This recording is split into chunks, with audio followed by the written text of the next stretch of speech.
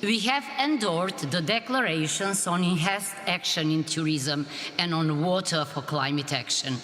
In addition, I have appointed a climate expert in my National Security Council, and we have joined the group of friends on climate and security. Our goal is to accelerate the transition to a low-carbon economy across all sectors, including energy, transport, industry, and agriculture. To achieve green growth, we'll invest in green jobs and reskill workers, moving away from carbon-based energy production. Sustainable energy transition must be environmentally and socially just. We adopted a law on climate action. We will introduce a legal framework for monitoring, reporting, verification, and accreditation. In parallel, we will adopt a revised law on energy and a new law on renewables. These laws support the implementation of the challenging green agenda and sustainable connectivity cluster in EU membership negotiations, requiring 3.1 billion euros for renewable energy and energy efficiency. The Economic and Investment Plan and the Green Agenda for the Western Balkans provide funding for this.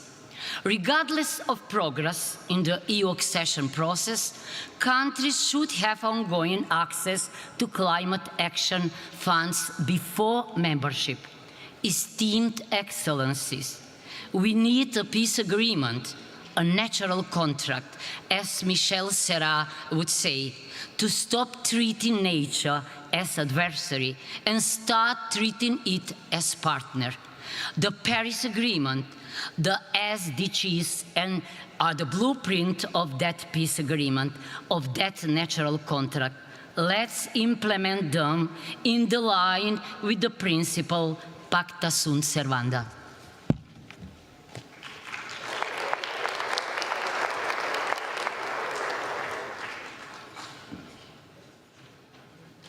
Thank you, Your Excellency. It is my pleasure to welcome His Excellency, Mr. Alexander Stubb, President of Finland. Your Excellency, you have the floor. Thank you, Madam Chair, ladies and gentlemen, Excellencies and colleagues. In the age of multipolarity, we probably need multilateralism more than ever. And I guess climate change is a litmus test for multilateralism. And the reason for that is quite simple. If we fail this test, efforts to address any kind of global challenges, say sustainable development, technology, or demography, will all be in vain. And of course, if we fail to limit the increase of global temperature, future generations will be left with a world which has more pandemics, more hunger, and more conflict. Now, at the same time, we must of course ensure that climate action is aligned with the broader development agenda. And I don't say the following thing just because I have a daughter of 23 years old, but I do want to emphasize the importance of women and youth in the fight against climate change. And in many ways, the choice is actually quite binary. It's black and white. You can have either multipolar and transactional disorder or multilateral cooperative order. Without changing the current power balance, I'm afraid the former will prevail over the latter. Now, the growing influence of formats such as G20, where representation better reflects the global realities, is of course welcome. But taking on more power in global decision-making should also mean taking more responsibility. Countries which seek to upgrade their global influence to reflect modern realities cannot demand that global responsibilities are forever based on circumstances in the early 1990s. So therefore, the largest emitters and the largest economies will determine the direction of the whole planet. Reflecting on these developments, I would like to underline 3 points where I think COP29 is pivotal. First, we all have to take more responsibility for reducing emissions. Last year in Dubai, we took the crucial step by agreeing on the transition away from fossil fuels. Now we need to turn our promises into practice as we prepare our new nationally determined contributions ahead of COP30 in Belém. It's crucial that especially the G20 members show leadership by setting the most ambitious targets possible in line with the 1.5 degrees limit. Second, we all have to take more responsibility for climate finance. The new collective quantified goal needs to be both ambitious and achievable. It has to reflect the current global economy and sources of emission, not the situation more than 30 years ago. I'm pleased to announce that Finland will be providing additional funding to the Systematic Observations Finance Facility to help strengthen adaptation and build resilience, especially in the least developed countries and small island developing stage. And let me conclude by saying that we actually need three things simultaneously. We need targets and legislation, we need finance, both public and private, and we need technological innovations. And the bottom line is that we need all three of them together. We cannot regulate ourselves out of this crisis, we cannot pay ourselves out of this crisis, but we can innovate ourselves from this crisis. Here in Baku, I'm really looking forward to explore all of these things achieved together. And whenever in the future I hear that gong, I shall take it as a symbol for the urgency we have to fight climate change. Thank you very much.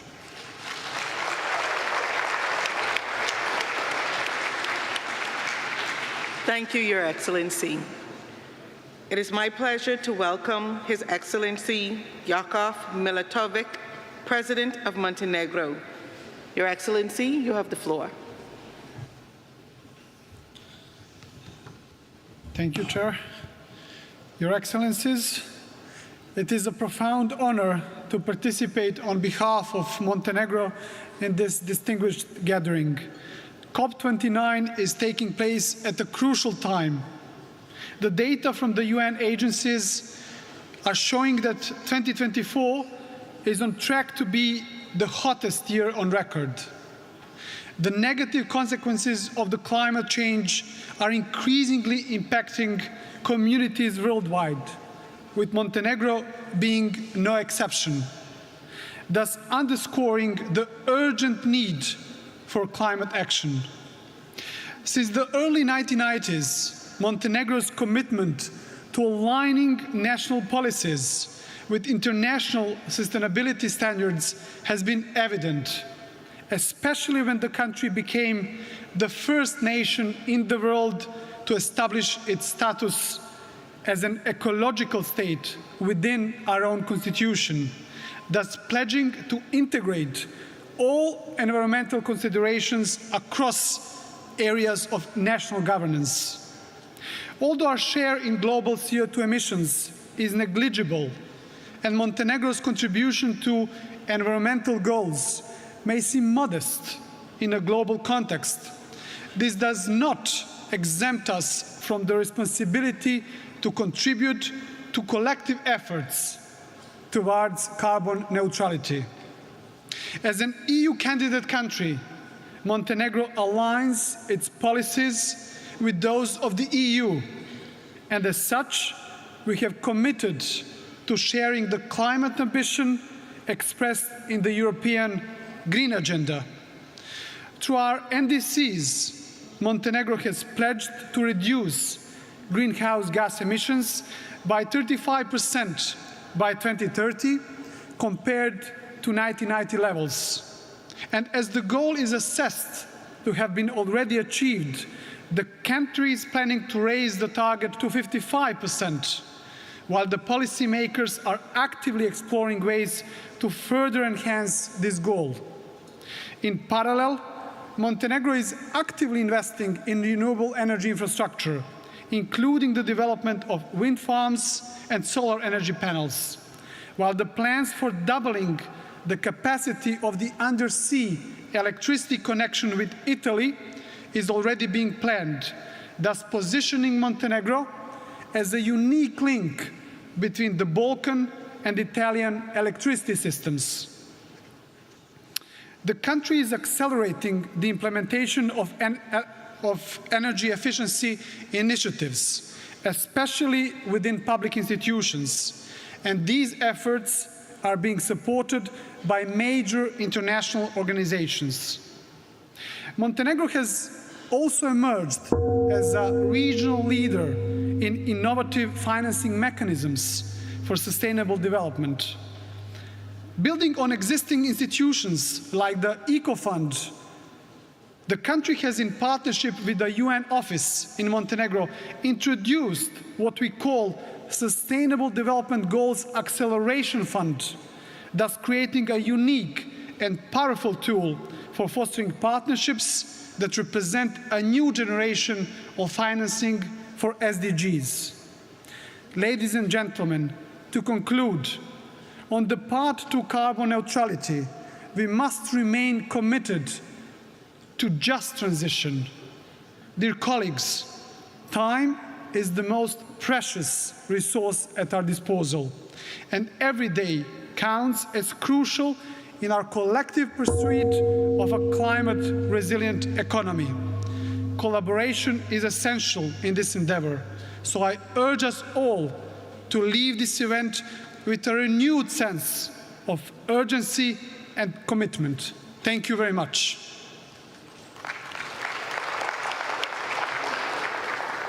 Thank you, Your Excellency. It is my pleasure to welcome His Excellency, Mr. Ramchandra Paldale, President of Nepal. Your Excellency, you have the floor.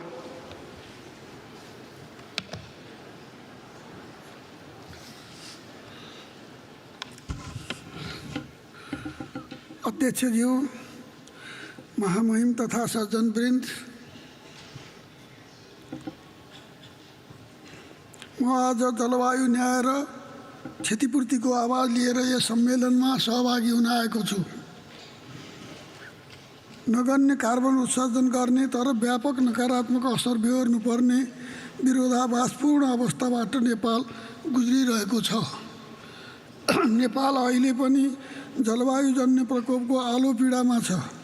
हालैको बाढी, पहिरो र हिमताल विस्फोट जस्ता विपदबाट सयौं मानिसको मृत्यु र अरबौंको भौतिक क्षति भएको छ, जसको पुनर्लाभ र पुनर्स्थापन अझ भइसकेको छैन।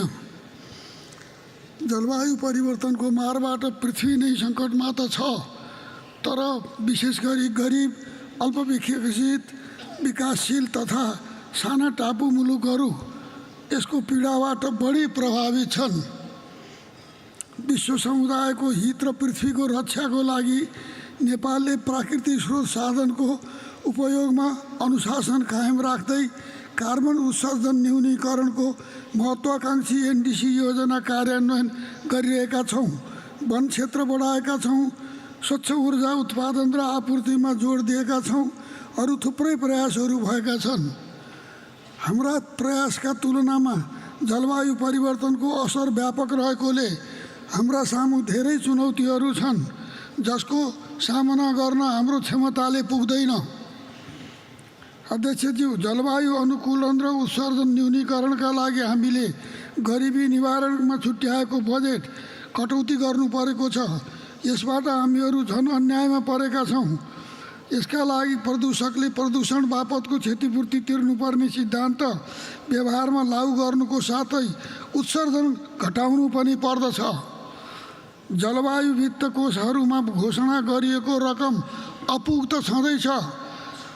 घोषणा गरिएको रकम पनि जम्मा हुन नसक्नु, जम्मा भएको रकम पनि झन्झटिलो प्रक्रियाले गर्दा लक्षित समुदायमा सहज पहुँच हुन नसक्नु दुःखद हो। जलवायु जोखिममा परेका विकासशील राष्ट्रलाई दिने गरी स्थापना भएको हानि नोक्सानी कोषलाई छिटो सञ्चालनमा ल्याउन म आह्वान गर्दछु। हिमाल, स्वच्छ पानी र जैविक विविधताको संरक्षणमा योगदान गर्ने नेपाल जस्तो मुलुकको योगदानको मूल्याङ्कन र सोको भुक्तानीमा जोड दिन चाहन्छु। पेरिस सम्झौताको बाध्यकारी व्यवस्था र विकसित राष्ट्रको प्रतिबद्धता अनुरूप प्रविधि हस्तान्तरण र क्षमता विकासमा यथेष्ट अनुदान रकम प्रदान गरिनुपर्दछ। जलवायु वित्तबाट सञ्चालन हुने कार्यक्रम अनुदानका रूपमा राज्य कोष मार्फत सञ्चालन गर्न आवश्यक छ। अध्यक्षज्यू, गोला बारुदमा खर्च भइरहेको ठुलो स्रोत साधन जलवायु परिवर्तनका नकारात्मक असर न्यूनीकरण गर्दै मानव सभ्यताको बचाउमा उपयोग गर्नुपर्दछ। जलवायु न्याय, समता र क्षमताका आधारमा जलवायु वित्तमा नवीन साझा परिणामात्मक लक्ष्य निर्धारण गर्न र पृथ्वीको औसत तापक्रम वृद्धिलाई 1.5% 5 डिग्री सेल्सियसमा सीमित राख्न तथा हिमाली एवं अल्प विकसित मुलुकहरूलाई जलवायु न्याय एवं दिगो विकास सुनिश्चित गर्न सम्मेलनले ठोस प्रतिबद्धता गर्नेछ भन्ने आशा लिएको छु। पर्वतीय मुलुकका सेता हिमाल काला पहाडमा परिणत हुने क्रमले ती मुलुकमा मात्र होइन तल्लो तटीय मुलुकहरूलाई सङ्कटमा पुर्याउँछ भन्ने विश्वले बिर्सनुहुन्न। यसका लागि हिमालदेखि समुद्रको सम्मको एकीकृत र समष्टिगत अनुकूलन अवधारणालाई औपचारिक संवादको विषय बनाउन प्रस्ताव गर्दछु।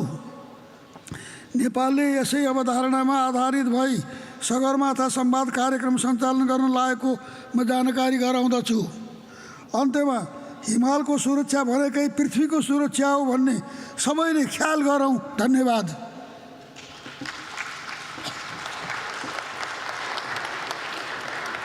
Thank you, Your Excellency. It is my pleasure to welcome His Excellency Mr. Chandrika Prasad Santokhi, President of Suriname. His Excellency, you have the floor. Thank you, Madam President. Good afternoon. As President, I'm here today to inform the COP that my country, Suriname, a member of CARICOM, a carbon-negative nation, rich in natural resources, is on a path of sustainable green development strategy and is a determined advocate in the fight against climate change. Our vast forests, still covering 93% of our territory, act as a vital carbon sink, absorbing more carbon dioxide than our economy emits, and we are committed to stay carbon negative. CARICOM and CIS nations are facing the injustice of a crisis they didn't cause, a crisis they cannot solve alone, even with their best efforts to cut their emissions, which are now lower than 1%. Developed countries must act now to support the resilience and transition of developing nations. We as CARICOM leaders are committed to stay below 1.5 degrees this century as pledged, and we ask you all to do your part.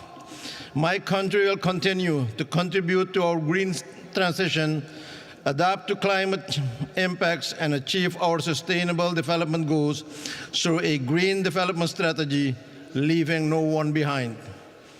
A balanced and responsible exploitation of the oil and gas sector after the announcement of the FID recently will be an integral part of this strategy. Suriname's strong commitment to environmental leadership is evident through our leading position in the Environmental Performance Index in Latin America and being the first country to develop internationally transferred mitigation outcomes ITMOs. Madam President, most CARICOM states lack the financial capacity and resources to recover from escalating climate impacts. Outdated GDP-based criteria keep concessional financing out of the reach of many of us, despite adoption of the multidimensional vulnerability index at the United Nations. Yet, international financial institutions have not implemented it. CARICOM calls for a binding commitment to allocate at least 15% of climate finance to SITs instead of the unacceptable 1.5% SITs now receive.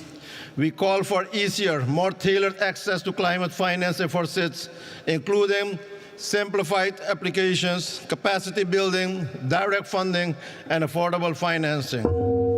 Developed nations have a duty to support those less responsible and more vulnerable to climate change, requiring immediate action to correct this imbalance and climate injustice. The Loss and Damage Fund must be made functional and effective urgently. This must be fixed in 2025. Without significant increases in climate finance, SIDS cannot adapt the climate impacts or achieve sustainable development.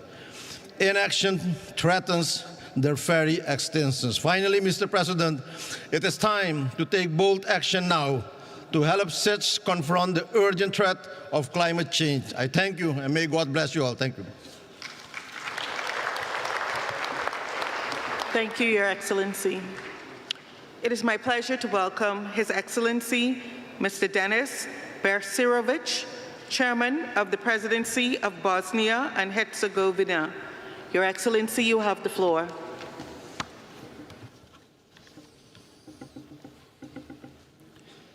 Distinguished Madam President, ladies and gentlemen, first of all, let me thank to host Azerbaijan and United Nations for organizing this important conference. The state of our planet is alarming. Accelerated climate changes are the result of irresponsible human actions. By industrializing the earth, man endangered nature and thus endangered himself. The path our civilization is currently on is leading to catastrophe. One of the key problems today is the complete erosion of moral. We are witnessing that some big countries preach heaven but practice hell. Because of such policy, both people and nature are suffering. One of the biggest obstacles in the fight against the climate crisis is state egoism. Unfortunately, certain countries consider that this is not a critical issue for the current generation and choose to defer its resolution to future generations. This mindset is deeply wrong.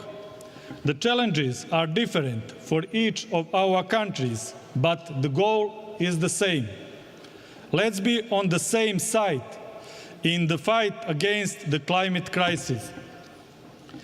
The growing climate crisis requires us to make changes in our value system.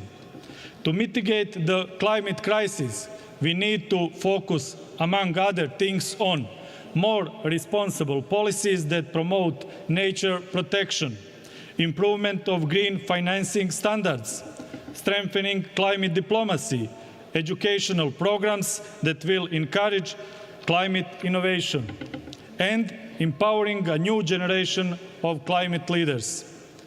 Bosnia and Herzegovina is determined to contribute to the reduction of greenhouse gas emissions, achieve climate neutrality, carry out the energy transition, and to contribute to the implementation of the Paris Agreement on climate change. Bosnia and Herzegovina is actively working on the adoption of the Integrated National Energy and Climate Plan. The document outlines Bosnia and Herzegovina's strategic determination, direction in the process of decarbonization of the energy sector until 2030, with a clear vision to 2050. Finally, let's not forget, the earth does not belong to humans, but humans belong to the earth. Let's continue our fight against climate change. It is a fight for our future. Thank you for your attention. Thank you, Your Excellency.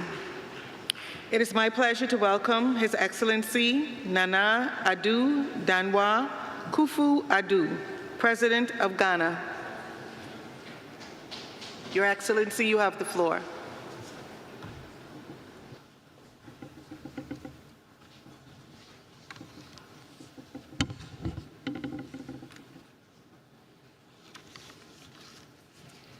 Chairperson, Excellencies, distinguished leaders. Ghana thanks Azerbaijan for her warm welcome and congratulates her for assuming the chairmanship of COP with dedication to our shared future, as I attend COP for the last time as President of the Republic of Ghana.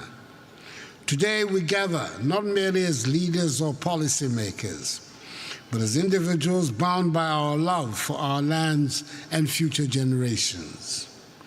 We're here to declare we stand in solidarity for a green world. For Ghana, climate change is real and immediate, affecting our farmers, coastlines, and communities. Rising temperatures and unpredictable weather threaten our livelihoods daily. Yet we respond with resilience and commitment. In 2021, Ghana submitted updated nationally determined contributions to the United Nations, encompassing 47 programs to mitigate and adapt to climate impacts. Our goal is to cut emissions by 64 million metric tons by 2030, demanding investments between 10 and 15 billion United States dollars. Despite financial and technical hurdles, we're determined to meet the Paris Agreement's goals across agriculture, transport, forestry, energy, and other sectors. We have made strides. The Green Ghana project has planted 50 million trees, and forest restoration efforts have covered 721,000 hectares since 2017 when I came to office. 13 mitigation actions have cut annual greenhouse gas emissions by 43% since 2021. Ghana's national electric vehicle policy, backed by tax incentives, promotes sustainable mobility, and our energy transition framework steers us towards a green future. Through Article 6 of the Paris Agreement, Ghana has mobilized 800 million United States dollars by trading carbon credits with nations like Switzerland and Sweden. However, we cannot reach our climate goals alone. We call on our global partners to honor their commitments, ensuring accessible concessional financing for sustainable development in Africa without unsustainable debt. As a father and a grandfather, I question what we will leave behind. What world will we leave behind? Our children's future hinges on our decisions. Let COP29 here in Azerbaijan mark a pivotal shift from dialogue to decisive action. Let us act boldly, showing future generations that we fought for them. Ghana stands united with the world for a green, resilient tomorrow. Madam Chair, thank you very much. Thank you, Your Excellency. It is my pleasure to welcome His Excellency Mr. Kurulsuk Akna, President of Mongolia. Your Excellency, you have the floor.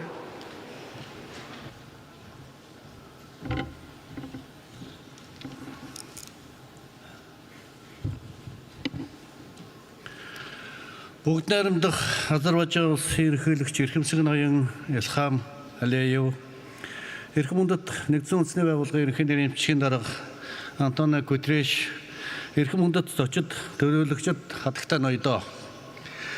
Байгалийн хүчин зүйл хүний үйл ажиллагааны сөрөг нөлөөгөөр дэлхийн уур амьсгалын өөрчлөлт хурдцтай явагдаж, дэлхийн техникийн тогтвортой хөгжил, хүн төрөлхтний амьдрал сөргөөр нөлөөлж буй энэ цаг үед та бид улс төрийн мандайлал, хамтын хүчин чармаалт, үйл ажиллагаагаа улам эрчимжүүлэх шаардлага зүй ёсоор тавигдж байна. Улс орнууд Парисын хэлцээр хүлээсэн үүрэг амлалтаа биелүүлэх боломж улам бүр буурсаар байгааг нэгдсэн үндэсний байгууллагаас та бидэнд байнга анхааруулж байгаа. Нэгдсэн үндэсний байгууллагын ерөнхий нэрийн бичгийн дарга Антонио Гутерриш амжилтгүй мандайлал, биелүүлэггүй үүрэг амлалт, асар их алдагдсан боломжоо шалтгаалж ам ажлын зөрүүний ангал хавцал үүслэ хэмээн хэлснийг бид онцгой анхаарч ажиллах шаардлагатай байгаамаа. Тиймээс өнөөдөр хүн төрөлхтөн их байгалыг эрхшээх бус энэрэн хүндэтгэх нэгэн зорилгодоор хамтан ирээдүйн төлөө нэгдэж улс орон бүр илүү бодит үр дүнд хүрэхийн тулд төр, хувийн хэвшил, иргэний нийгэм зэрэг нийгмийн бүх бүлгүүдийг хамарсан үндэсний хэмжээний зөвшөлтсөл, нэгдмэл бодлого, харилцан ойлголцлыг бэхжүүлэх явдал шаардлагатай байна. Хэрвээ хүн төрөлхтөн их дэлхийг хамгаалах уур амьсгалын өөрчлөлт, газрын доройтол, биологийн олон янз байдлын хомсдолтой цаг алдалгүй эрс шийдэмгий тэмцэхгүй бол их дэлхий цаашид та бидэндгүйгээр оршин тогтнох өөрийн замаа сонгох болно. Их байгальтайгаа зүйс зохистой зэрэгцэн орчин хүн төрөлхтний оршин тогтохын үндэс болохыг бид хизээч мартаж болохгүй. Ялангуяа хөгжиж болон уур амьсгалын өөрчлөлтөд өртөмтгий эмзэг улс орнуудын хувьд өрийн хэмжээ өндөр, дотоод төсөв, санхүүгийн нөөц боломж бага байгаагаас тэдгээр улс орнууд Парисын хэлцээрээр хүлээсэн үүрэг амлалтаа амжилттай бүрэн биелүүлэхэд санхүүгийн эрсдэлтэй нүүр тулж байгаамаа. Тиймээс энэ удаагийн 29-р баг хурлаар дэлхийн удирдагчид, улс орнууд, ялангуяа хөгжиж буй орнуудын тэргүүлэх чиглэл хэрэгцээ шаардлагыг харгалзан үзэж, уур амьсгалын санхүүжилтийн нэгдмэл хамтын шинэ зорилгыг дэмжин баталж, уур амьсгалын санхүүжилтийг эрс нэмэгдүүлэх шаардлагатай байгааг бас онцлон тэмдэглэж байна. Монгол улсын хувьд Парисын хэлцээрээр хүлээсэн үүрэг амлалтаа бүрэн амжилттай хэрэгжүүлэхэд ойролцоогоор дотоодын нийт бүтээгдэхүүний 50 гаруй хувьтай тэнцэх хэмжээний санхүүжилт шаардлагатай байгаа юм. Энэ хүрээнд манай улс сэргээрт гэрчим хүч, ногоон хөдөө аж ахуй, ойн салбарын санхүүжилт, хөрөнгө оруулалтыг нэмэгдүүлэх зорилгоор хууль эрх зүй, бизнесийн орчны цогц шинжилгээг бас хийж байна. Тухайлбал манай улс тэр умод үндэсний хөдөлгөөний хүрээнд олон улсын хамтын ажиллагаа, хөрөнгө оруулалтыг нэмэгдүүлэх, мөнхийн Монгол байгаль хамгааллын байнгын санхүүжилтийн тогтолцоог бүрдүүлээд байна. Эрхэм хүндэт турлын дарга Нэгдсэн улсны байгууллагын эмэгтэйчүүдийн байгууллагын судалгаагаар хэрв дэлхийн нийт уур амьсгалын өөрчлөлтийг сааруулах зорилттой хүрч чадахгүй тохиолдолд 2050 он хүртэл 160 сая орчим охид эмэгтэйчүүд шинээр ядууралд өртөж 240 сая орчим охид эмэгтэйчүүдийн хүнсний аюулгүй байдал алдагдах эрсдэлтэй байгааг анхааруулсан байна. Тиймээс Монгол улс өнгөрсөн 8 дугаар сард нэгдсэн үндэсний байгууллагатай хамтран дэлхийн эмэгтэйчүүдийн чуулга уулзалтыг ногоон ирээдүйн төлөө уран дор эх орондоо амжилттай зохион байгуулсан. Тогтвортой хөгжлийн ирээдүйн төлөөх Улаанбаатарын тунхлыг гарган уур амьсгалын өөрчлөлтөд тэмцэхэд эмэгтэйчүүдийн оролцоо манлайлалыг нэмэгдүүлэх уриалгыг дэлхийн улс орнуудад дэвшүүлээд байна. Түүнчлэн энэхүү санаачлагын нэгдсэн үндэсний байгууллагын ерөнхий ассамблеийн баталсан 2025 оныг хоршоолын олон улсын жил болгон тэмдэглэх тухай 2026 оныг бэлчээр ба нүүдлийн мал аж ахуйн олон улсын жилээр зарлах тухай тогтоолыг хэрэгжүүлэх болон цөлжилтөд тэмцэх нэгдсэн үндэсний байгууллагын конвенцийн талуудын 17 дугаар баг хурлыг 2026 онд Улаанбаатар хотноо зохион байгуулах бэлтгэлийг хангахад чухал хүнд нэмэр болно гэж бид үзэж байна. Мөн Монгол улс хүлэмжийн хийг бууруулах, шингээлтийг нэмэгдүүлэх, олон улсын хамтын нийгэмлэгийн хүчин чармаалтыг бүрэн дэмжиж, Парисын хэлцээрээр хүлээсэн үүрэг амлалтаа биелүүлэхийн төлөө хувь нэмрээ оруулан бүхий боломжоо дайшлан ажиллана гэдгээ бас үгээр дахин нотолж байна. Мөн хөх тэнгэр хүн төрлөختөн биднийг үн мөнхөд ивэж, дайны дэлхий амар амгалан байх болтугай. Баярлалаа. Баярлалаа. Thank you. Thank you, Your Excellency. It is my pleasure to welcome His Excellency, Mr. Teya Asiti Selassie Amdi, President of Ethiopia. Your Excellency, you have the floor. Thank you. Thank you, Madam President. Excellencies, heads of state and governments, distinguished dignitaries, I express my sincere gratitude to the government and people of the Republic of Azerbaijan for their gracious hospitality.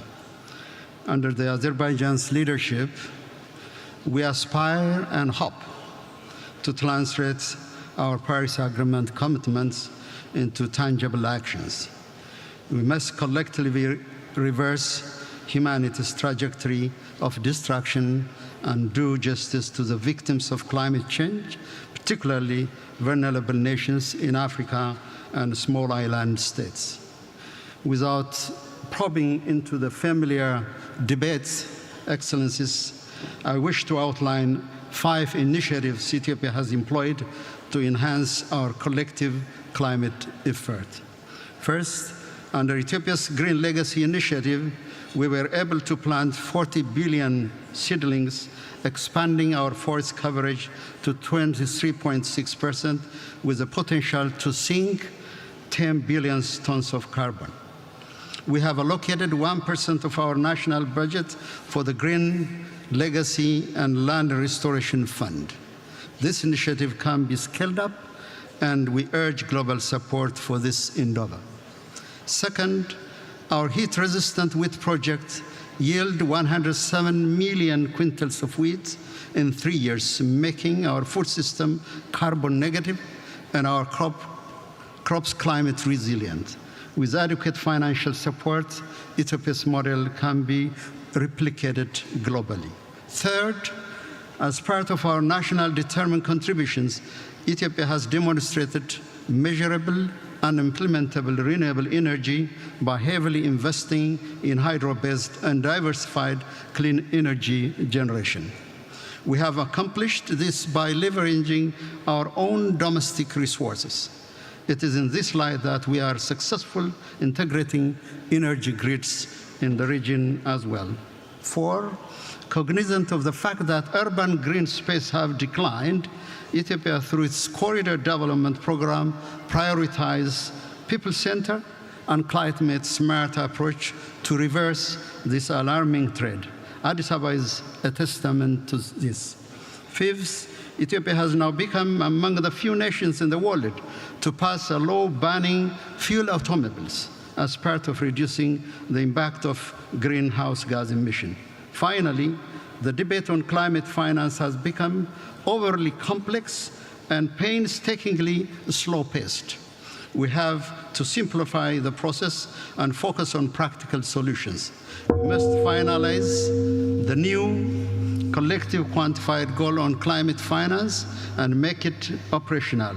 While we demand increased financial support, we express deep concern over the inadequate, complex, and delayed disbursement of existing funds. Many African nations are leading by example to the best of our abilities. In light of this, Ethiopia has developed its subsequent NDCs, long-term low emission development strategy, and national adaptation plan that guides our collective commitment to significantly lessen the impact of climate change. We therefore urge all countries, particularly developed nations and major emitters, to follow suit. Indeed, the clock is ticking. Therefore, there is no time to lose, and let us join hands to build a sustainable future for generations to come. I thank you, Madam President. Thank you, Your Excellency. It is my pleasure to welcome His Excellency First Lieutenant General Abdel Fattah al-Burhan, Abdurrahman al-Burhan, President of Sudan. Your Excellency, you have the floor. بسم الله الرحمن الرحيم. سيد الرئيس، حضور جميعا، السلام عليكم ورحمة الله وبركاته. يسرني أن أتقدم أولا بالشكر لفخامة الرئيس إلهام علييف رئيس جمهورية أذربيجان ولسيد الأمين العام للأمم المتحدة على تنظيم هذا الملتقى الهام، متمنيا التوفيق والنجاح لأعمال الدورة 29. سيد الرئيس، نجتمع اليوم وكوكبنا يزداد تحديات وتزداد مخاطره جراء آثار تغير المناخ وانعكاساته السالبة على قطاعات هامة في حياة الناس في المياه والزراعة والأمن الغذائي والصحة والموارد الطبيعية. وقد طالب السودان كغيره من الدول بضرورة تنفيذ اتفاقية باريس كأولوية رئيسية، وما زالت بلادي تساهم بفعالية في تنفيذ الاتفاقية على المستوى العالمي والإقليمي والوطني. وقد ظلت قضية التكيف المناخي على رأس الأولويات في الحكومة لتأثيرها على برامج التنمية الوطنية. سيد الرئيس، حضور الكرام، إنما تتعرض له بلادي من عدوان تشنه عليه ميليشيا الدعم السريع المتمردة، وما سببته هذه الحرب من أضرار بالغة بالدولة وبنيتها الاقتصادية والبيئية، حيث تضررت البيئة ضرراً مزدوجاً. فمع تغير المناخ ساهمت الممارسات غير المستدامة الناتجة عن الحرب، مثل زيادة قطع الغابات والنزوح الداخلي وهجر الأراضي الزراعية وزيادة التلوث الناجم عن مخلفات الحرب نتيجة لتدمير البنية التحتية. رغم ذلك اتخذنا في حكومة السودان العديد من السياسات والإجراءات، واعتمدت الحكومة خطط وبرامج لزيادة كفاءة الإنتاج وزيادة نسبة الاعتماد على الطاقات البديلة. سيد الرئيس، ختاماً، تظل قضايا التمويل وتوطين واستدامة التنمية من أهم المطلوبات من المجتمع الدولي والدول المانحة لمساعدة الدول النامية والأقل نمواً لإيجاد الحلول لقضايا تغير المناخ والتكيف للإيفاء بالالتزامات التي تعين دولنا على ذلك. السلام عليكم ورحمة الله وبركاته. Thank you, Your Excellency. It is my pleasure to welcome Her Excellency Ms. Mia Sandu, President of the Republic of Moldova. Your Excellency, you have the floor.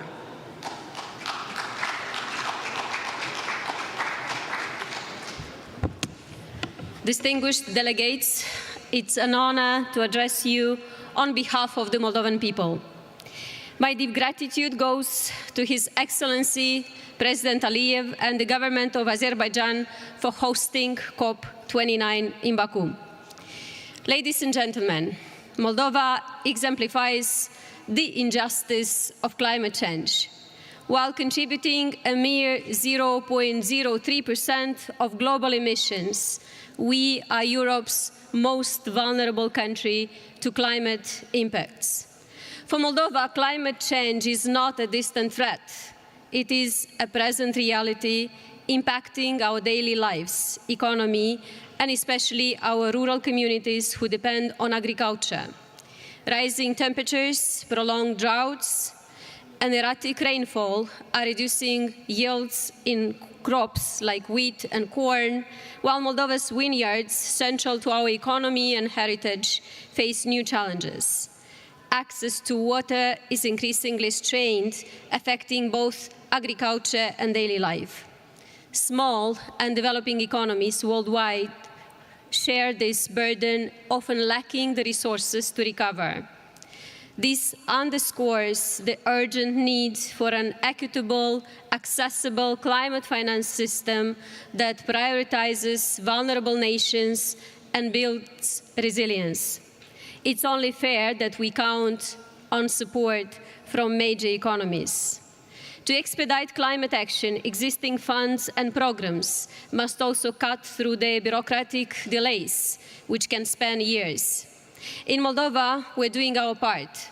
Despite multiple crises due to Russia's brutal war against Ukraine, which impacts our economy significantly, we launched a national afforestation program, an effort to expand forest cover by 5%, showing our commitment to a greener future.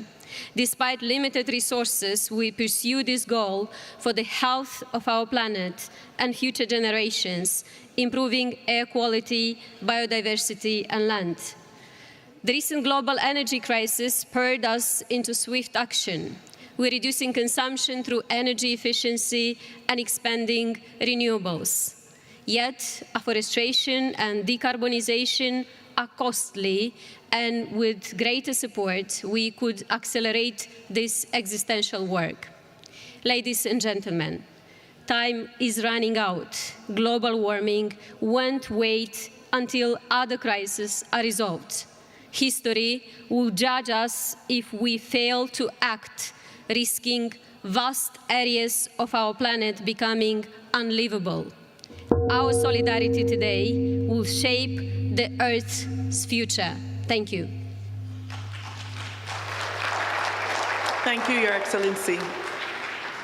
It is my pleasure to welcome His Excellency, Mr. Geraldo Ackerman, Vice President of Brazil. Your Excellency, you have the floor.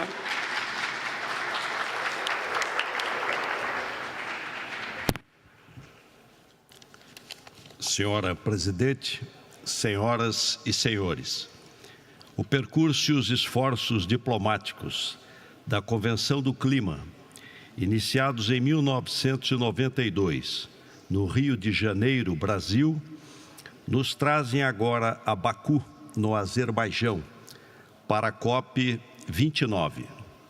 Cada uma das etapas desse caminho representa avanços e hesitações do multilateralismo na tarefa de atingir metas ambientais comuns e na capacidade de estarmos à altura dos desafios. A Conferência de Baku aspira a definir o novo objetivo de financiamento climático. Esse objetivo deve ser ambicioso, de modo a limitar o aumento da temperatura a 1,5 graus Celsius. Baku tem também o desafio de finalizar as negociações do mercado de carbono e orientar o caminho para a implementação dos compromissos históricos atingidos na COP28, em particular sobre energia e florestas.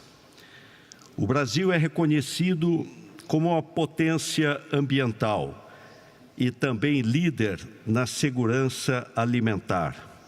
Temos a maior floresta tropical do mundo.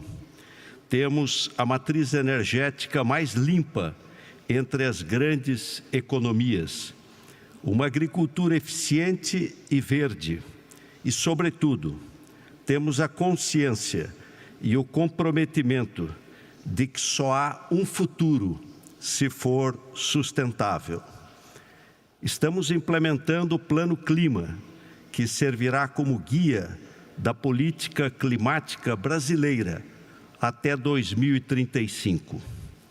Firmamos também o Pacto pela Transformação Ecológica entre os três poderes do Estado brasileiro, para a implementação do qual é fundamental a participação da sociedade civil.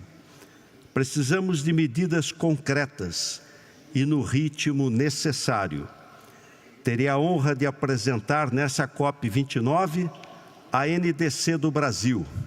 Nossa meta reflete nossa mais alta ambição, a redução de emissões de até 67% até 2035, comparada ao ano de 2005. Ambiciosa, certamente, mas também factível. Para isso, entretanto, precisaremos juntos assegurar as condições e meios de implementação adequados. Nossa NDC é muito mais do que simplesmente uma meta de redução de emissões para 2035.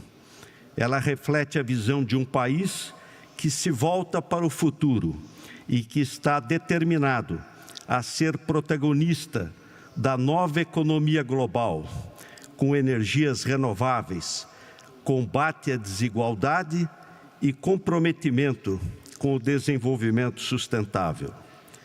O sucesso da COP29 é parte fundamental para o sucesso da COP30, que teremos o orgulho de sediar em Belém, no Brasil, e também para a resposta global à mudança do clima. A omissão de agora custará muito para o depois. Em nome do presidente Lula, I hope to see you next year in Brazil. Thank you. Thank you, Your Excellency. It is my pleasure to welcome His Excellency Mr. Philip Isidore Mapango, Vice President of the United Republic of Tanzania. Your Excellency, you have the floor.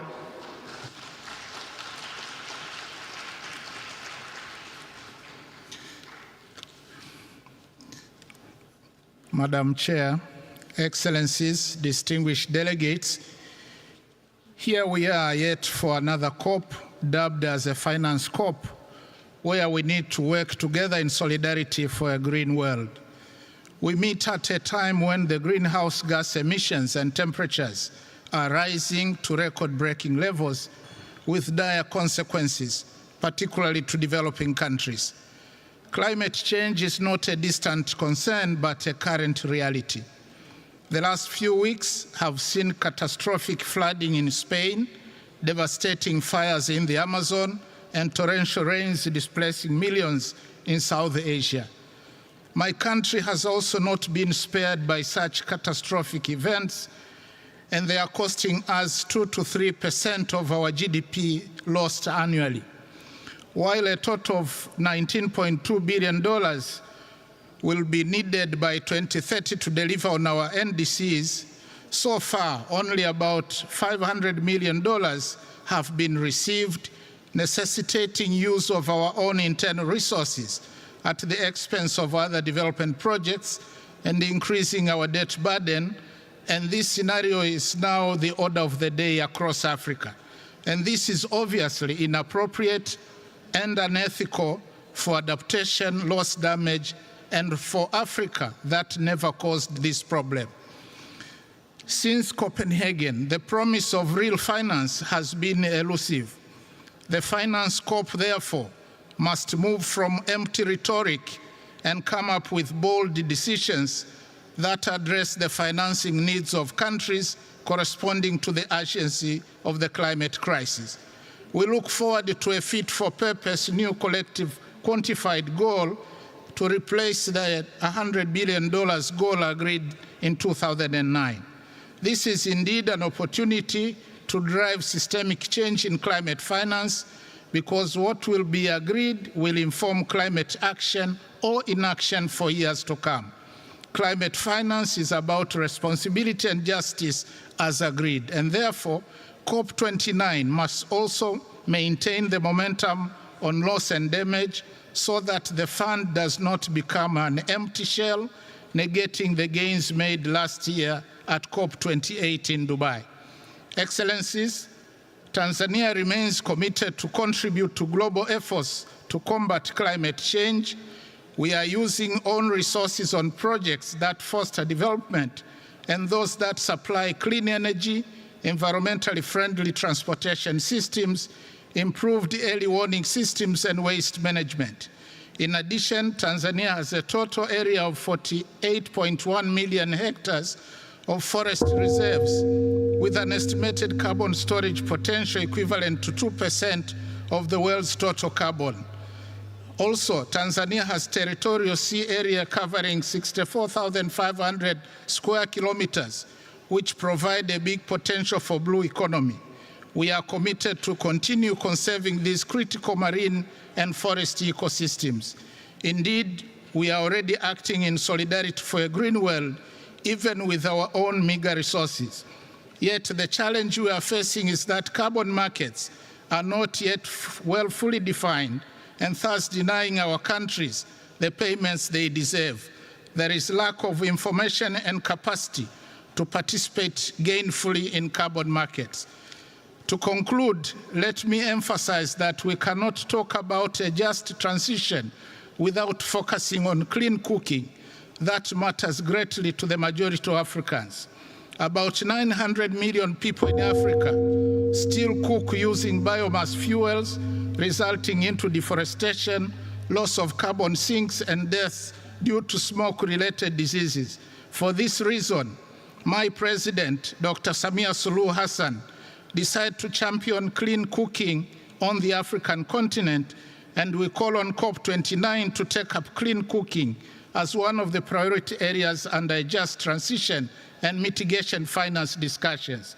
As a show of leadership, Tanzania is implementing the clean cooking strategy to ensure the availability of clean, safe, and affordable cooking energy to about 80% of households by 2034, and has launched a Pan-African Women Clean Cooking Support Program that requires financial support of about $4 billion annually by 2030 to transform the continent with clean cooking solutions. Madam Chair, thank you. Thank you, Your Excellency. It is my pleasure to welcome His Excellency Mr. Timimoko Mailet Kone, Vice President of Côte d'Ivoire. Your Excellency, you have the floor.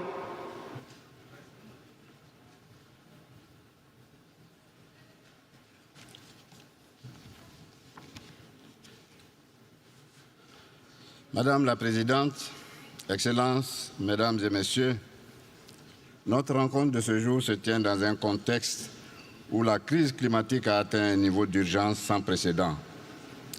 Le dernier rapport des Nations Unies sur le climat est alarmant. Notre planète se réchauffe à un rythme inquiétant qui nous éloigne de l'objectif de 1,5 degré Celsius fixé à Paris. L'humanité est à un tournant décisif et nous devons agir rapidement et collectivement pour faire face aux phénomènes climatiques de plus en plus destructeurs. Aucun pays ne semble d'ailleurs épargné. En Côte d'Ivoire, les actions audacieuses sont en cours. Sans ces actions, notre PIB pourrait baisser de 13% d'ici 2050 et près de 2 millions d'Ivoiriens pourraient basculer dans l'extrême pauvreté. Il est clair que les conséquences économiques, sociales et sanitaires seront inévitables si nous demeurons passifs. C'est pourquoi, sous le leadership de son Excellence M. Alassane Ouattara, président de la République de Côte d'Ivoire, notre pays a pris des mesures fortes qui confirment notre engagement dans la mise en œuvre de l'accord de Paris. Cette année, nous avons conclu avec le Fonds monétaire international la facilité pour la résilience et la durabilité et exploré en collaboration avec de nombreux partenaires, dont la Banque mondiale, des solutions de financement innovantes. Parallèlement, nous avons renforcé notre gouvernance en créant une commission nationale sur le changement climatique et un bureau du marché du carbone. Nous avons ainsi adopté un projet de loi sur le climat. Aujourd'hui, la Côte d'Ivoire est prête à intégrer le marché international de carbone avec des réductions d'émissions de haute intégrité liées à la préservation forestière. Excellences, Mesdames et Messieurs, nous devons nous rendre à l'évidence. Les drames liés au climat, ainsi que la disparition rapide de la riche biodiversité de notre planète, menacent fortement notre avenir commun. Face à la gravité de cette situation, la Côte d'Ivoire appelle au respect des engagements pris lors des de la COP28 et lors des conférences précédentes, notamment l'abonnement des fonds pertes et dommages et la mobilisation des ressources attendues par l'Afrique et les pays en développement pour mieux s'adapter au changement climatique. Mais au-delà, les grandes économies doivent réduire drastiquement leurs émissions de gaz à effet de serre pour faciliter l'accès aux technologies climatiques et accélérer le financement de la transition énergétique des pays en développement. L'Afrique, qui fournit l'essentiel des matières premières stratégiques, doit légitimement bénéficier des ressources suffisantes pour financer sa transition énergétique sans s'endetter davantage. Mesdames et Messieurs, cette conférence se doit d'être plus que jamais à la hauteur des attentes des populations du monde. À cet effet, les pays développés ont l'impérieux devoir de rehausser leur action en faveur du climat. Ils doivent trouver un accord plus ambitieux avec les pays en développement, basé sur un nouvel objectif de financement climatique, tenant compte des besoins spécifiques légitimes des régions les plus vulnérables aux effets de réchauffement. Le lourd tribut payé par nos populations face aux drames climatiques de plus en plus violents recommande que nous puissions dépasser nos divergences et nous accorder sur des financements urgents, indispensables pour parvenir à des solutions pérennes. Faisons ensemble que cette COP29 soit un tournant décisif en forgeant un consensus exemplaire sur ces grands enjeux pour protéger notre planète et assurer un avenir durable aux générations futures. Je vous remercie. Thank you, Your Excellency. It is my pleasure to welcome His Excellency Mr. Hamid Abdullah Afi Didi, Vice President of the Seychelles. Your Excellency, you have the floor.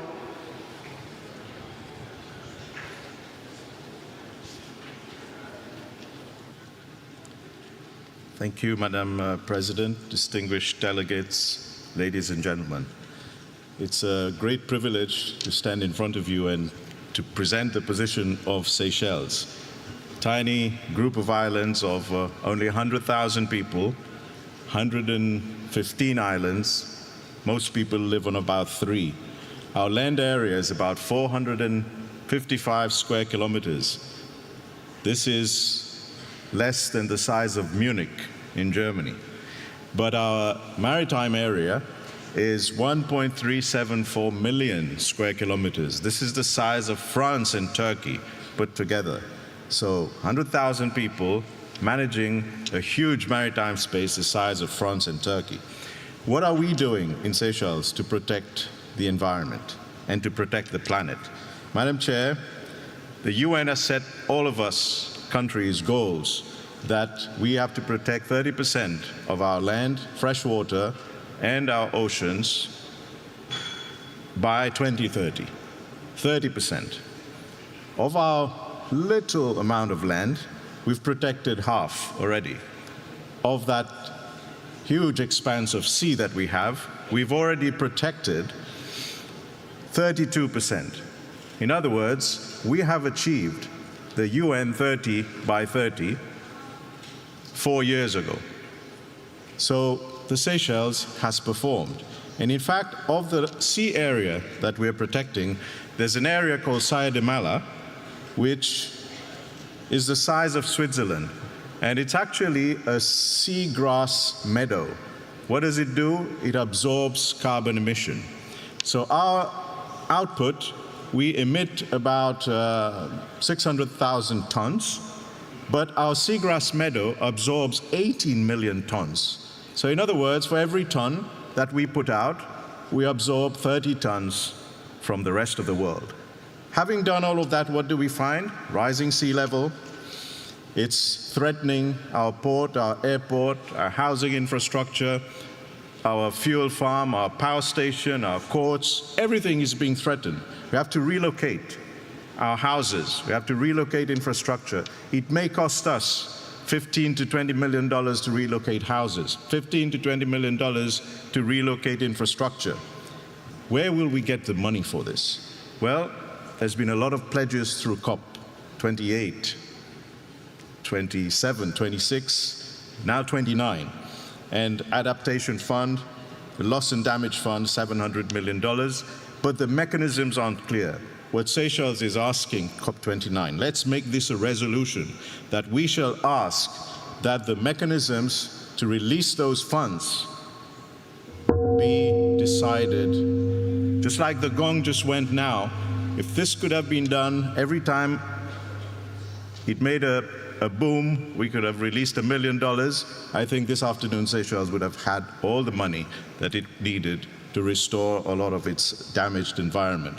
So I say to COP29 and I say to the world, let us do all we can to put the words into action.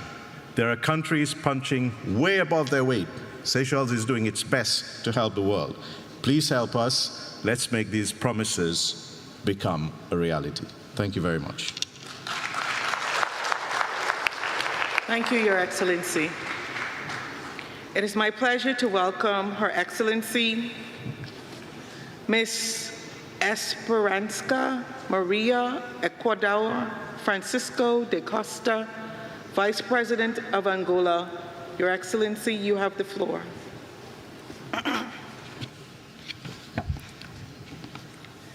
Thank you. Excelências, chefes de Estado e de Governo, minhas senhoras e meus senhores, É com a mais elevada honra que me dirijo às distintas delegações presentes à 29ª Conferência das Partes da Convenção Quadro das Nações Unidas sobre as Alterações Climáticas, apresentando os cumprimentos de Sua Excelência João Manuel Gonçalves Lourenço, Presidente da República de Angola, a quem tenho a honra de representar neste evento. Permitam-me agradecer a Sua Excelência Ilham Aliyev, Presidente da República do Azerbaijão, pela hospitalidade nesta linda cidade de Baku. Saúde igualmente o Secretariado pelo árduo trabalho e diálogos mantidos que têm permitido aproximar a importância dos marcos globais assumidos desde a assinatura do Acordo de Paris e das conferências já realizadas. Nesta conferência, precisamos de proteger os progressos alcançados na COP29 e converter os compromissos assumidos em ações concretas. Só poderemos cumprir os objetivos do Acordo de Paris se todos os países dispuserem dos meios para acelerar as medidas de atenuação às alterações climáticas e de adaptação. Consideramos fundamental envidar mais esforços para aumentar rapidamente o financiamento da adaptação e fazer com que os mercados internacionais do carbono funcionem para todos. Criar mecanismos para acompanhar e garantir que os fundos prometidos sejam cumpridos, bem como operacionalizar plenamente o Fundo de Perdas e Danos, identificando mecanismos de acesso simplificados e eficientes para financiamento aos países em desenvolvimento, que são os mais afetados pelos impactos climáticos. Minhas senhoras e meus senhores, a República de Angola, à semelhança de outros países da região africana, tem vindo a enfrentar desafios diversos, gerados por impactos significativos das alterações climáticas. A Estratégia Nacional para as Alterações Climáticas até 2035 integra, por isso, questões sobre as alterações climáticas de forma transversal nas políticas nacionais, bem como o financiamento, a melhoria da pesquisa, a observação e a análise dos cenários climáticos, de modo a identificar os múltiplos perigos e partilhar dados para responder aos diferentes problemas ligados às alterações climáticas, incluindo as migrações forçadas. A seca e a desertificação no sudoeste de Angola continua a ser a principal preocupação do governo, pois tem-se refletido negativamente nas comunidades e nos programas de desenvolvimento. Angola continua a implementar o programa de combate aos efeitos da seca na região sul de Angola, com a construção de novas barragens. Visamos promover o desenvolvimento agropecuário, o fortalecimento da segurança alimentar, conferindo maior resiliência às comunidades. Por outro lado, está em curso o Plano Nacional de Adaptação às Alterações Climáticas e em revisão a NDC para 2025, que concentrar-se-á nos setores de transporte e energia. Destacamos os esforços para o fortalecimento da matriz energética nacional com energias renováveis, contribuindo atualmente com 66% de energia proveniente de projetos fotovoltaicos e hidroelétricos, que se prevê escalar os 72% até ao final de 2027, refletindo o compromisso em abordar a poluição, a redução da emissão e promover uma transição para uma economia de baixo carbono. Consideramos a valorização das florestas numa nova visão de beneficiar a criação de empregos verdes, para que a juventude e as comunidades possam ser incluídas na gestão dos ecossistemas florestais. Continuamos a envidar esforços para o aumento das áreas de conservação terrestres e iniciamos um vasto programa de identificação de zonas marinhas ecologicamente significativas que permitirão a criação de redes de áreas marinhas protegidas, fator-chave no desenvolvimento da economia azul.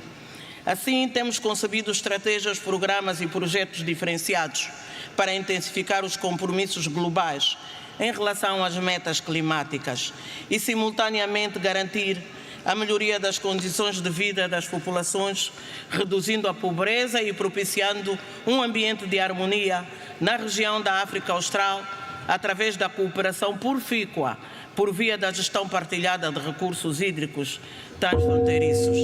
Minhas senhoras e meus senhores, as nossas perspectivas não poderão ser alcançadas com tensões e conflitos que emergem no contexto internacional.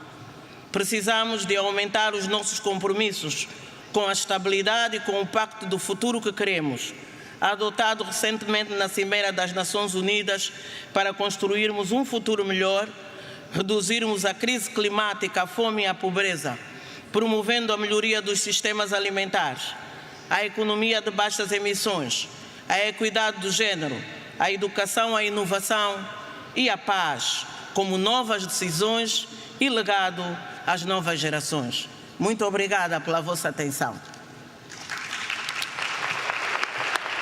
Thank you, Your Excellency. It is my pleasure to welcome His Excellency Mr. Abdallah Alamini Bazwa, Vice Chairman of the Presidential Leadership Council of Yemen. Your Excellency, you have the floor.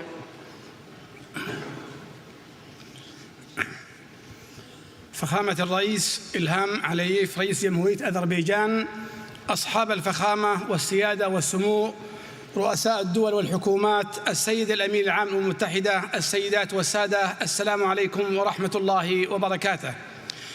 أود بداية أن أتقدم ببالغ الشكر والتقدير لجمهورية أذربيجان على حفاوة الاستقبال وكرم الضيافة والتنظيم الرائع لهذا المؤتمر الدولي الهام، والذي يعد فرصة حقيقية لتضافر وتكاتف الجهود العالمية لمواجهة تحدي المناخ الذي بات يشكل تهديداً وجودياً لكوكبنا. إننا نجتمع اليوم في مدينة باكو حاملين هموم كوكبنا على أكتافنا، هموم تتجاوز الحدود والجنسيات لتجمعنا جميعاً تحت سقف واحد، سقف الحفاظ على هذا الكوكب الذي هو موطننا المشترك. ولن أسترسل في توصيف المخاطر العالمية للتغيرات المناخية بعد أن أشار إليها الكثيرون من على هذا المنبر الدولي الرفيع، لكني سأتناول الموضوع من ناحية تأثر بلدي اليمن بهذه التغيرات المناخية. فاليمن تعصف به أزمات عميقة سياسية وأمنية واقتصادية وإنسانية، تتقاطع أيضاً مع أزمة مناخ عالمية تتمثل في موجات جفاف وتصحر متسارع وارتفاع درجات الحرارة ومستوى سطح البحر وأعاصير مدمرة، وكلها عوامل تفاقمت بسبب التغيرات المناخية المعقدة. وكل هذا زاد من هشاشة وضعنا الإنساني والاقتصادي الناتج عن حرب مستمرة منذ ما يزيد عن 10 سنوات أشعلتها الميليشيا الحوثية الإرهابية المدعومة إيرانياً. وقد تسببت هذه الحرب بتدمير البنى التحتية ونزوح ملايين اليمنيين وأضرار فادحة في الأرواح والممتلكات، ليشمل ذلك زراعة الميليشيات لملايين الألغام وتهديد البيئة البحرية بهجماتها الإرهابية على السفن التجارية في البحر الأحمر وخليج عدن والبحر العربي. إن أثر هذه الحرب يفاقم من صعوبة مواجهة تحديات المتغيرات المناخية. وعلى سبيل المثال فإن الأعاصير والفيضانات المفاجئة التي ضربت بلادي هذا العام تسببت بسقوط عشرات الضحايا وأكثر من 100,000 نازح. أصحاب الفخامة والسيادة، السيدات والسادة، إن الحكومة اليمنية تقف اليوم في مواجهة موجة من التحديات، فإلى جانب عملها بكل ما تستطيع للوفاء بالالتزامات الحتمية للمواطنين والدفاع عن كرامتهم وحريتهم في مواجهة مشاريع الميليشيات الحوثية والمنظمات الإرهابية الأخرى المتخادمة معها، فإن حكومتنا ملتزمة أيضاً بقيادة استراتيجيات وطنية لمواجهة الآثار السلبية لتغير المناخ، وذلك من خلال تعزيز القدرات المؤسسية وتبني سياسات مستدامة تهدف إلى التكيف مع المتغيرات المناخية والتخفيف من آثارها، وتحسين إدارة الموارد الطبيعية، وتطوير قدرات المجتمعات المحلية على مواجهة الكوارث وخصوصاً في المناطق الريفية والساحلية. وهو جهد يعكس إيماننا الكامل بأن الاستثمار في المناخ هو استثمار في المستقبل، استثمار في السلام والاستقرار والاستدامة.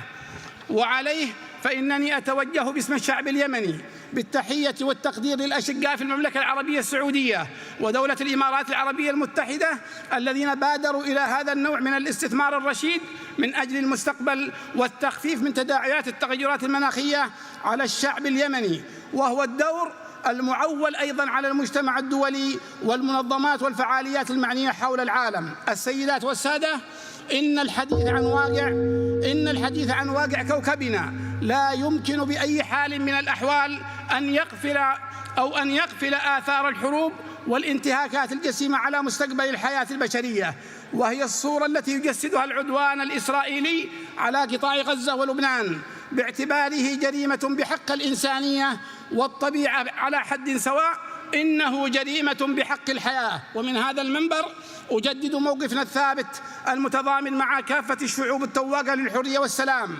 والعدالة، وفي المقدمة الشعب الفلسطيني الصابر والمناضل في سبيل عزته وكرامته وإقامة دولته المستقلة كاملة السيادة.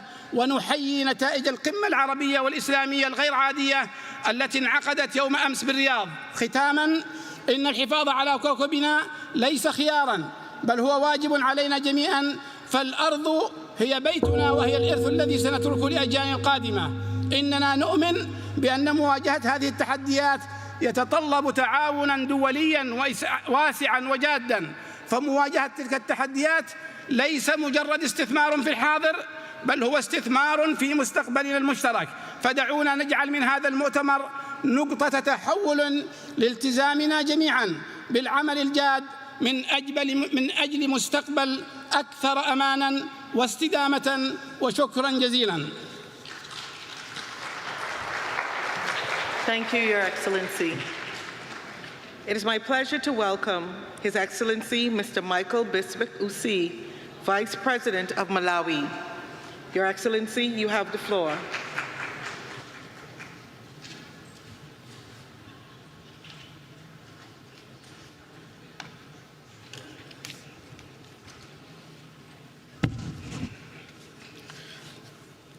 Madam Chair, Your Excellencies, I bring to you greetings from the President of the Republic of Malawi, Dr. Lazarus Makafe Chakwera, and the people of Malawi.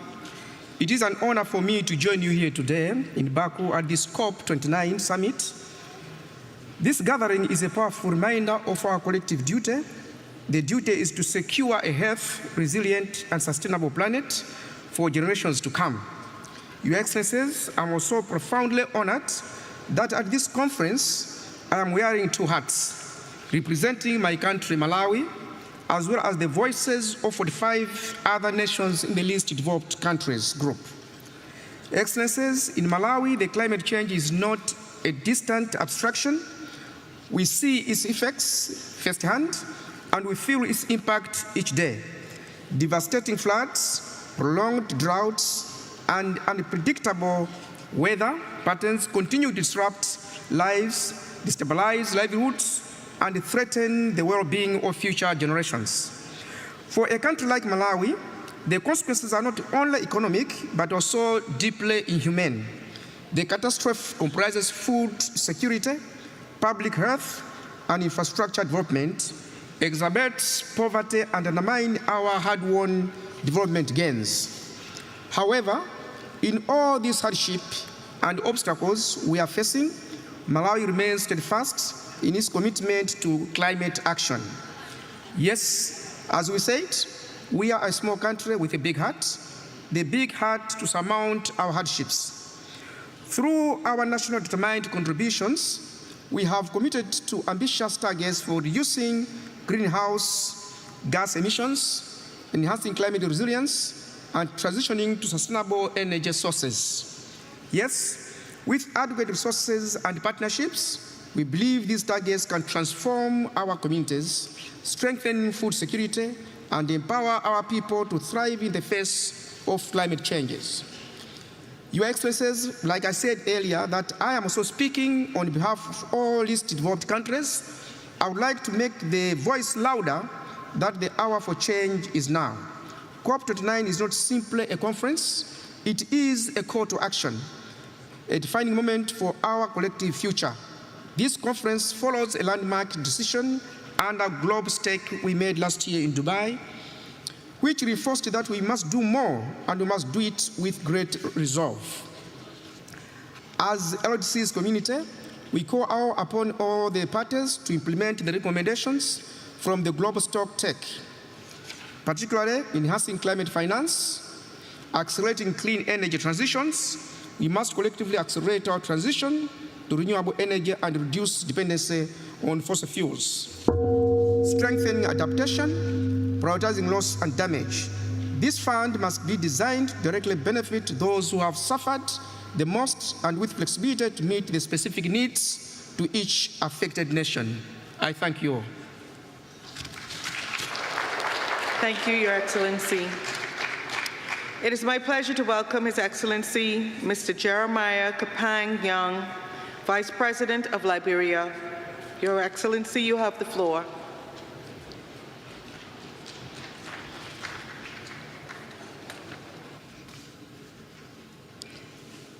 Madam President, Excellency, distinguished ladies and gentlemen, Liberia congratulates the government and people of Azerbaijan for assuming the presidency of COP29 and the warm hospitality accorded us.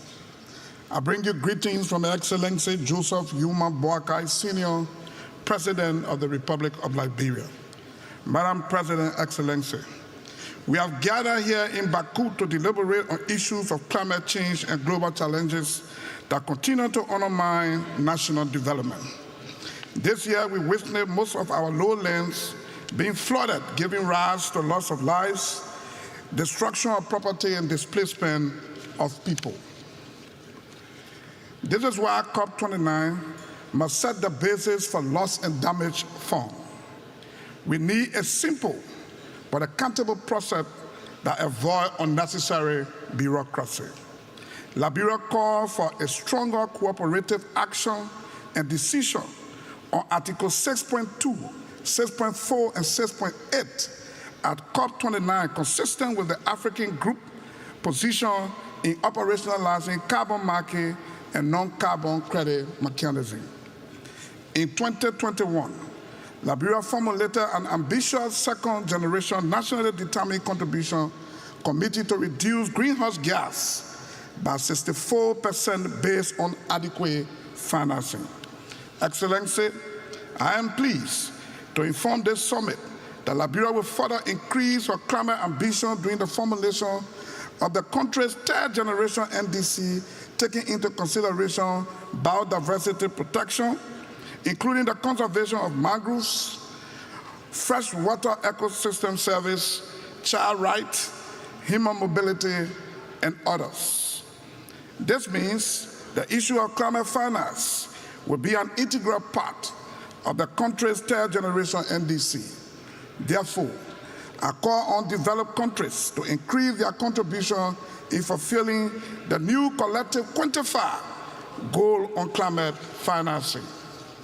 Madam President, Excellency, Liberia has established a national climate laboratory at the University of Liberia. This learning center is intended to build the human resource of the country in addressing climate challenges at the national level. To conclude, humanity has faced numerous problems in the past, but it is collective efforts that have kept us going. This is our time. If we hold together and speak with one voice, holding each other accountable in a fair and equitable manner, we will fight the nightmare of climate change and global warming, and we will succeed. I thank you.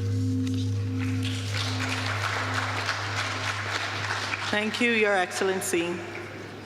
It is my pleasure to welcome His Excellency Mr. Prosper Bazuma Banza, Vice President of Burundi. Your Excellency, you have the floor.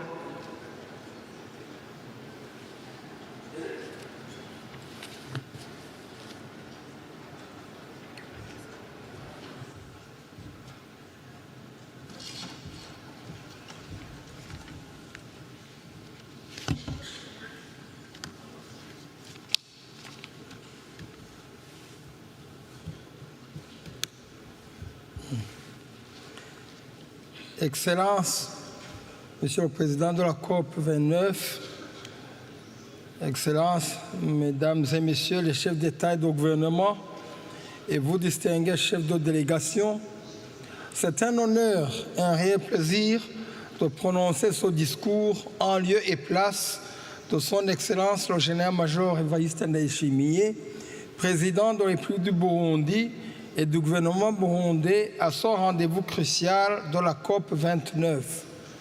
Mais avant tout propos, permettez-moi d'apprécier à juste titre l'accueil chaleureux dont nous avons fait l'objet moi-même et ma délégation par le gouvernement d'Azerbaïdjan.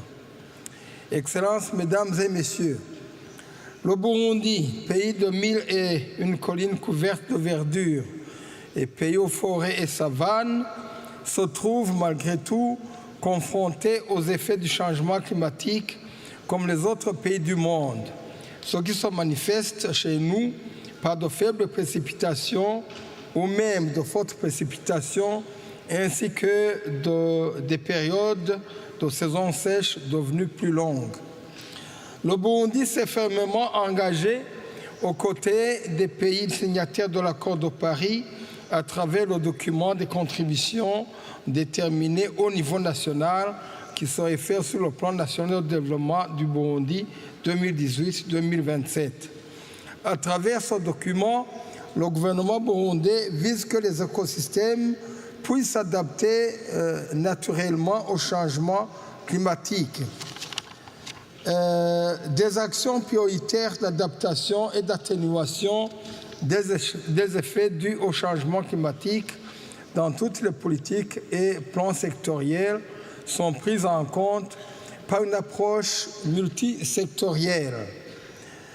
Et ici, vous me permettrez de ne citer qu'un programme, en l'occurrence celui de la mise en œuvre de la reforestation de tout le pays dans un vaste programme national de plantation d'arbres dénommé Ewe Burundi Urambaye en français, au Burundi, pays devenu plutôt vert. Pour mieux opérationnaliser et rendre durables ces programmes, des outils de planification et de suivi ont été développés. De plus, de vastes programmes de cours environnementaux ont été intégrés dans les programmes d'enseignement à tous les niveaux, du primaire jusqu'à l'enseignement supérieur. Le Burundi s'aligne à la position commune des pays du continent africain AGN ainsi que celle des pays les moins avancés. Et ce qui est en conformité avec l'agenda 2030 ainsi que la vision d'un Burundi émergent en 2040 et développé en 2060. Excellences, Mesdames et Messieurs, le Burundi voudrait saisir cette occasion pour demander aux parties impliquées dans la mise en œuvre de l'accord de Paris de s'acquitter de leurs engagements de soutenir les pays plus exposés aux impacts du changement climatique, dont le Burundi. En conclusion, nous voudrions interpeller les mécanismes financiers à mettre en place des processus simplifiés permettant l'accès facile aux fonds de financement climatique afin que les pays les plus vulnérables puissent faire face le plus rapidement possible aux effets du changement climatique. Je vous remercie de votre aimable attention. Thank you, Your Excellency. It is my pleasure to welcome His Excellency Mr. Pedro Sanchez Perez Caston, President of the Government of Spain. Your Excellency, you have the floor.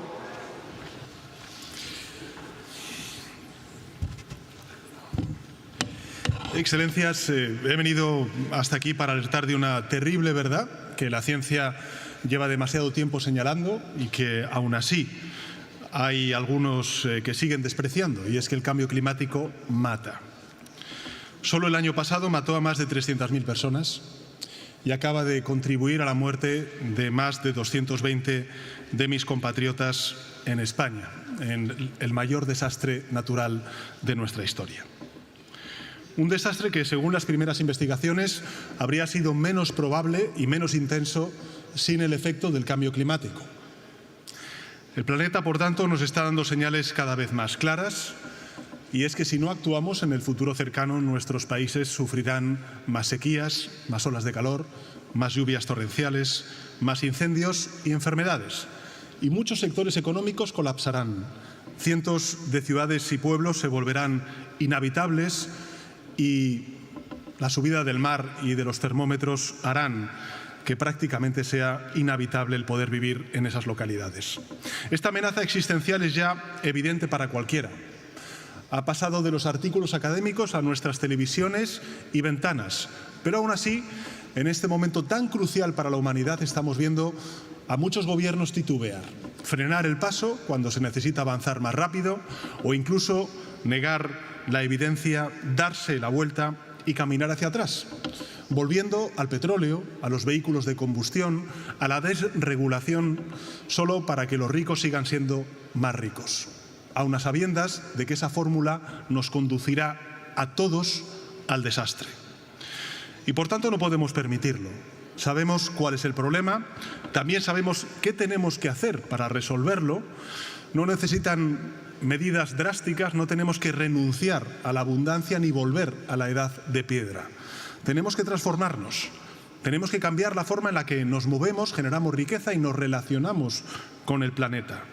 Tenemos que innovar, tenemos que descarbonizar, tenemos que emplear nuevos materiales y procesos, impulsar la circularidad, adaptar nuestras ciudades, nuestros campos, infraestructuras, para que sean más resilientes a las nuevas realidades climáticas. Por tanto, no se trata de decrecer, sino de crecer de una manera distinta, más sostenible y, por tanto, más responsable. Lograrlo no va a ser fácil, pero es posible. Y lo sé porque lo dice la evidencia, porque, por ejemplo, en mi país, en España, ya lo estamos haciendo. En los últimos años hemos convertido la transición ecológica en una fuente de modernización y de prosperidad. Hemos reducido en un 40% nuestras emisiones y nuestro consumo de recursos naturales. Y al mismo tiempo hemos sido la economía de la OCDE que más ha crecido y que más empleo ha creado durante estos últimos años. Y se puede crecer con equidad, por tanto, y respetar el planeta. Por eso les ruego, no hagan caso a quienes dicen que la transición ecológica es incompatible con el bienestar de las naciones o que es mala para las clases medias y trabajadoras, porque no es cierto. De hecho, es justo lo contrario. Si no conquistamos la sostenibilidad, si nuestros niveles de bienestar y seguridad no se adecúan a esa sostenibilidad, van a caer considerablemente a lo largo de la próxima década. Y los primeros en sufrirlo serán precisamente esas clases medias y trabajadoras, porque son las que trabajan en los sectores y viven en las zonas más amenazadas. Eso es justo lo que ha pasado en España, en concreto en Valencia, donde todavía hay personas desaparecidas y cientos de hogares cubiertos por el lodo. Por eso estoy aquí, Excelencias, porque en este momento solo hay una cosa tan importante como ayudar a las víctimas de esta terrible tragedia en Valencia. Y es evitar que se produzca de nuevo, evitar que los desastres naturales se repitan y se multipliquen. España cumplirá, se lo garantizo. Vamos a seguir transformándonos para hacer que antes de 2050 seamos una sociedad neutra en carbono y respetuosa con los límites medioambientales, pero de poco servirá si solo lo hacemos unos y no todos, porque el planeta tiene una sola atmósfera y todos sus patrones climáticos están interconectados. Por eso concluyo pidiendo, como uno de los países más vulnerables ante el cambio climático, que actuemos, que dejemos de arrastrar los pies, que dejemos de negar la ciencia, que cumplamos con la promesa que le hicimos a la humanidad hace 7 años cuando firmamos el Acuerdo de París. Salvemos las vidas de nuestros ciudadanos, salvemos sus economías y salvemos el planeta. Muchas gracias. Thank you, Your Excellency. It is my pleasure to welcome His Royal Highness Al Hussein bin Abdullah II, Crown Prince of Jordan. Your Royal Highness, you have the floor.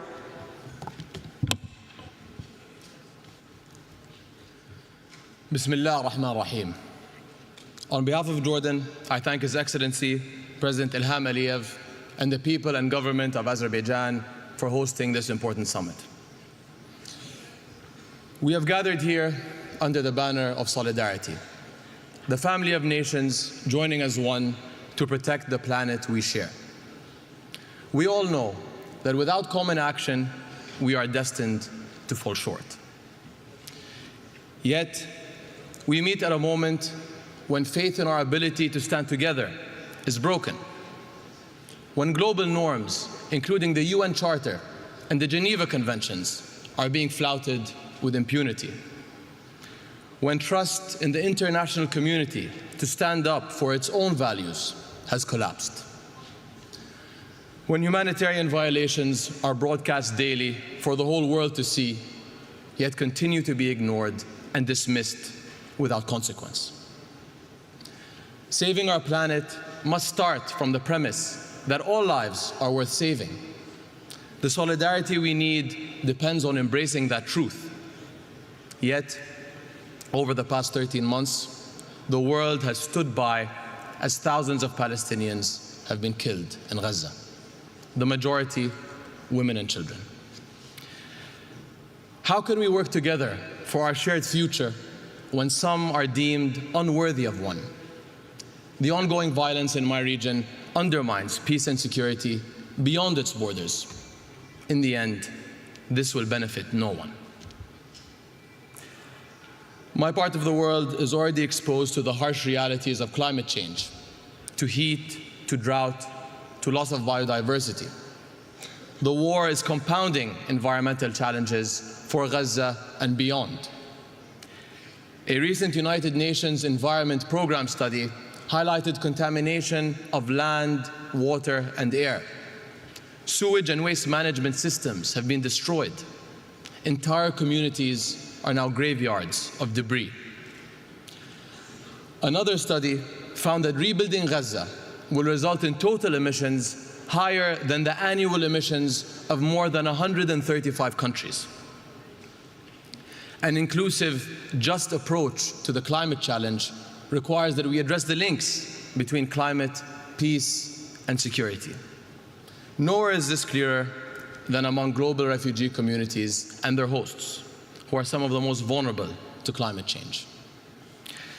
During COP29, His Majesty King Abdullah II launched the Global Climate Refugee Nexus Initiative.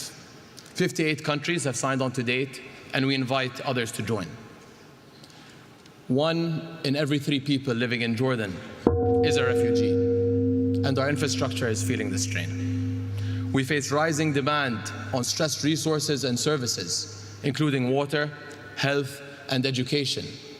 And while we in Jordan have made significant strides in clean energy, water conservation, and climate-smart agriculture, these efforts are not enough.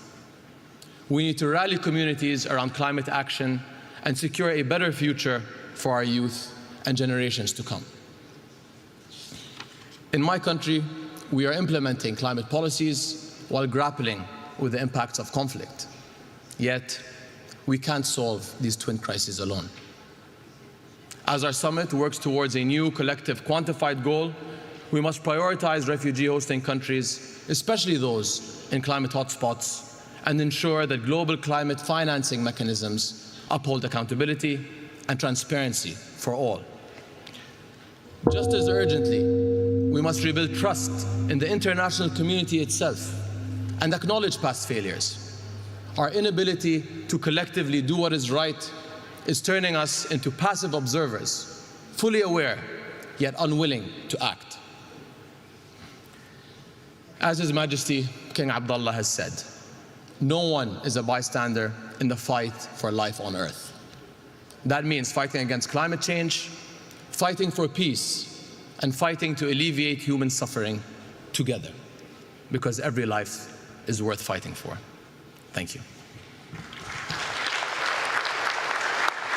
Thank you, Your Excellency. It is my pleasure to welcome Her Excellency Ms. Mia Amor Mortley, Prime Minister of Barbados. Your Excellency, you have the floor. Thank you very much, Your Excellencies. It is fitting that this 29th COP should take place here in this beautiful city of Baku, standing as it does the sentinel between East and West doorway, between the global North and the global South, a bridge between the ancient, the modern, and indeed the future, with the majestic Caucasus Mountains behind us, reminding us of the heights that we must now scale in order to be successful in this process. We are in the midst of a climate crisis. We are in a season of superlatives. And the reality is that these extreme weather events that the world is facing daily suggest that humanity and the planet are hurtling towards catastrophe. The extreme weather requires from us a serious commitment at this COP with respect to new collective quantified goals that enable us to reverse the current trajectory and to fund mitigation, adaptation, and of course loss and damage. This commitment must encompass 7 critical elements. 1, the proper capitalization of the Loss and Damage Fund, and indeed the capitalization of the dedicated SIDS window in the Jeff's Special Climate Change Fund. The latter remains unfunded, and the first underfunded. The reality is that the Loss and Damage Fund has only attracted $700 million, and this is despite the numerous crises besetting small island developing states, and indeed in our own region, Hurricane Beryl, which has caused serious damage to countries from housing to public infrastructure, and indeed from agriculture to fisheries in my own country. Secondly, proper capitalization of developing countries must also include and have access to cheaper, longer-term capital in circumstances where they can scale up investments for adaptation. Thirdly, the economic noose of tightening the fiscal space must be loosened by adopting the principles, in our view, of Bridgetown Initiative 3.0 through the delivery of urgently needed financial reforms. We must change the rules of the game, shock-proof vulnerable economies, and indeed review debt sustainability while at the same time augmenting resources. Fourthly, rich countries must deliver on their commitments. We must ensure time and again that the commitments made, whether for 0.7% of GNI or indeed the $100 billion, or recently the $30 billion with respect to biodiversity, that these are met. We must have transparency and accountability on the part of everyone. Fifthly, we must agree in principle that developed countries and carbon producers can, in fact, along with others who are willing, help us find new money to augment the resources. We accept that the current commitments for public money may not be sufficient, and therefore we need to consider levies, as the Global Solidarity Levies Committee and Coalition is seeking to do. If we put a $5 per ton on CO2 for fossil fuel extraction, we can raise $210 billion a year. If we put $100 per ton on CO2 for shipping, we can raise in excess of $80 billion a year. And we've not addressed aviation or indeed the elephant in the room, a 0.1% levy on all bonds and stocks that can raise us in excess of $400 billion. Sixthly, we need to deal with methane. Methane is responsible for 45% of current global warming and is 80 times as devilish as CO2 with respect to warming the planet. This makes mitigation of methane the most effective way to slow the rate of warming in our world. And I trust and pray that we can have a global methane agreement, as Pope Francis led the call earlier this year for us to see a parallel track to decarbonization. Finally, we need high-integrity carbon markets to ensure that there is fairness, and that we need a universal carbon pricing mechanism to remove the disparity between countries in the north and south. My friends, every COP must make progress irrespective of the geopolitical dynamics. There is an urgent need to reform this COP process, and I hope that we can meet that as we go forward. As we leave this city of winds and land of fire, may we ensure that our ambitions are not only high, but our actions mimic the ambitions which we have, if we are to ensure that our people are not to be the victims of this awful climate crisis. Thank you. Thank you, Your Excellency. It is my pleasure to welcome